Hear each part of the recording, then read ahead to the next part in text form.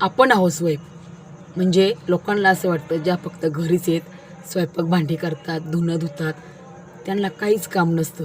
परंतु त्या काय करतात, फक्त एक दिवस त्या घरी नसू द्या, मग तुम्हाला त्यांची नक्की किंमत कळेल. आणि आपण पण एवढा वेडा असतो ना की मिस्टर, मुलं, सासू-सासरे म्हणजे घरातल्यासाठी इतका काही खर्च करतो आणि बचत करायची ते आपल्याला माहीत असतं. कारण महिन्याचं बजेट कसं करायचं हे आपल्याला माहीत असतं. मग त्यातूनच आपण सगळ्यासाठी भरपूर असा खर्च करतो.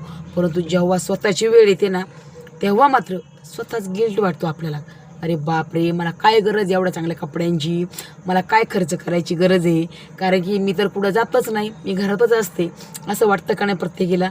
मग आपण स्वतःवर काहीच खर्च करत नाही. बाहेर जाऊ द्या, आपलं जर मन झालं ना काही खायचं, जाऊ दे मी माझी बनवून खाईन, पण मी इकडं पैसे वेस्ट घालणार नाही.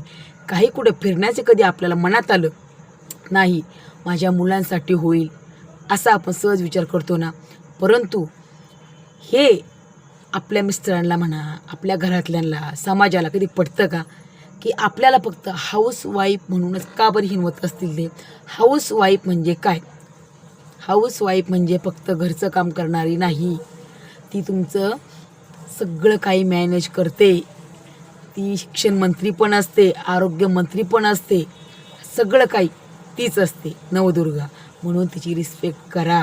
कारण की आणि मला महिलांना पण सांगायचं आहे की तुम्ही 1 तास असं काहीतरी करा की तुम्हीसुद्धा स्वतः पैसे कमवू शकताल. आजकाल ऑनलाईन बिझनेस आहे, सेलिंग आहे, मार्केटिंग आहे ऑनलाईन, म्हणजे आपण ऑनलाईन काहीही करू शकतो. 1 तास फक्त स्वतःला द्या, बघा तुमच्यामध्ये एवढा बदल घडेल की स्वतःसाठी खर्च करण्यासाठी तुम्हाला कधीही गिल्ट वाटणार नाही. का तर मी स्वतः कमवत नाही म्हणून मी माझ्यावरती खर्च करू शकत नाही. असं काय आपल्याला देवाने लिहून दिलं आहे का की तू खर्च करू नकोस? असं नाही आहे. म्हणून स्वतः कमवायची जबाबदारी प्रत्येकीने पाळा. कारण की शिक्षण सगळ्याचं असतं. लग्नाच्या अगोदर प्रत्येक स्त्री ही एज्युकेशन घेतलेलं असतं, परंतु लग्नानंतर सगळं काही ती विसरून फक्त आपल्या संसारासाठी झटत असते. परंतु कधीतरी आपलाही स्वतःचा विचार करा आणि स्वतःला विचारा की मी नेमकी काय होते लग्नाच्या अगोदर आणि आता काय झाले. आणि तुम्हाला सांगू का, सगळ्यांना खुश ठेवता आपण स्वतः मात्र मनामध्ये इतकं काही दुःख लपवतो ना की आपल्याला आपलं जगायचं कधी भानच राहत नाही. अहो आपण किती कुणासाठी किती केलं ना तरी लोक आपल्याला काय म्हणतील की हिच्या मनाप्रमाणे वागलं तरच ही आमच्याशी चांगलं वागते.